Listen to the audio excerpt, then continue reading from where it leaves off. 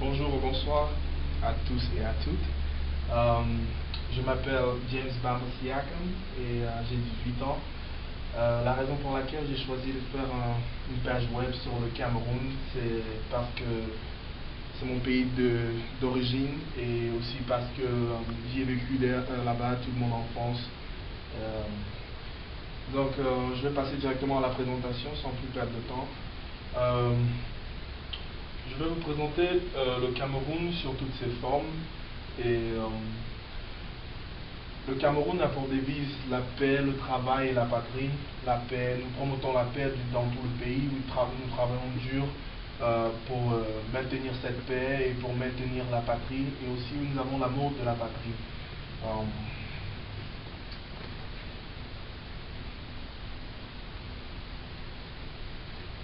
Je commencerai par vous parler un tout petit peu de l'hymne national camerounais. Il a été adopté le 5 novembre 1957, bien qu'il soit utilisé depuis 1948.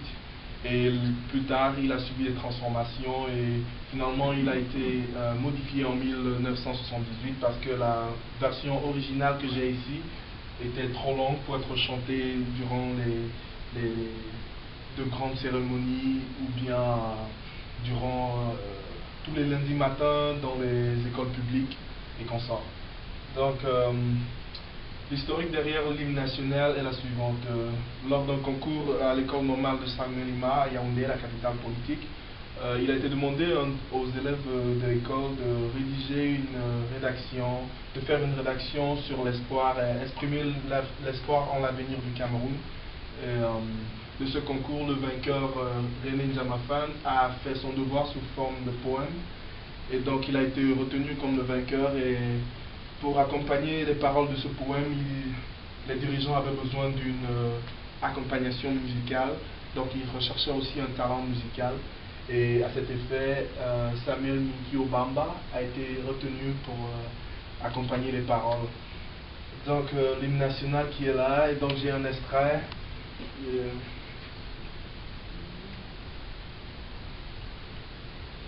Je vais essayer de chanter l'hymne national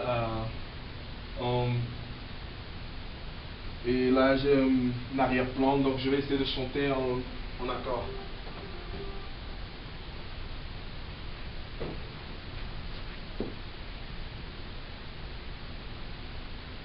Au Cameroun, berceau de nos ancêtres, va debout et jaloux de ta liberté.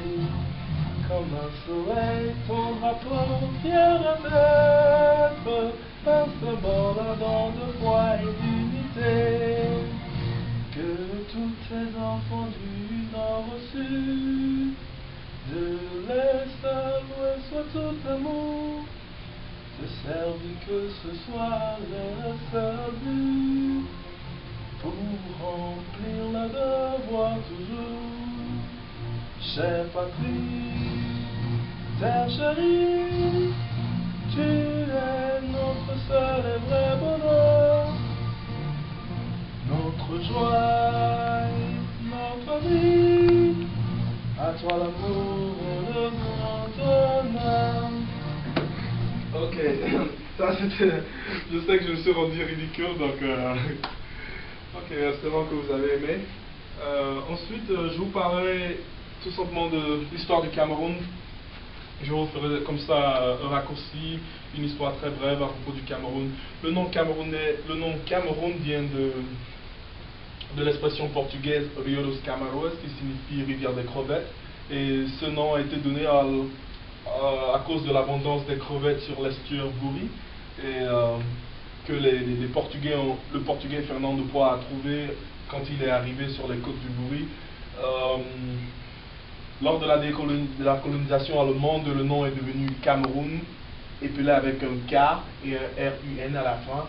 Et quand les Anglais sont arrivés, ils ont appelé Cameroun avec deux O et un N à la fin. Et plus tard, quand les Français sont arrivés, ils ont appelé ce pays le Cameroun avec un OUN à la fin. Donc ce sont pratiquement là les petites transformations que le mot a subi.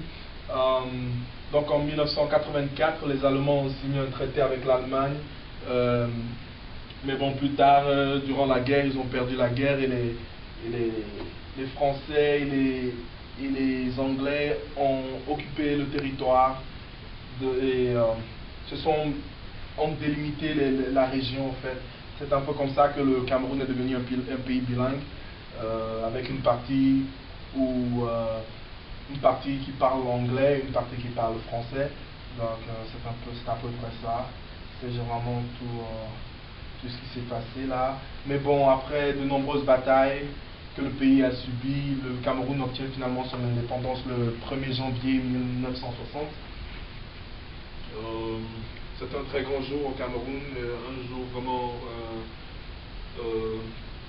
de célébration où tous les Camerounais se regroupent pour célébrer en fait leur indépendance. Ensuite, je vous parlerai de géographie. L'image que vous voyez ici, c'est l'image du mont Cameroun, qui est le plus haut sommet du pays. Il fait environ 4100 mètres. Il fait environ 4100 mètres. Et en ce qui concerne le climat, le Cameroun est divisé en pratiquement deux saisons, une saison des pluies et une saison sèche, plus ou moins grande, et divisée en plusieurs autres petites saisons sèches ou de pluie. Donc, c'est à peu près ça pour la géographie.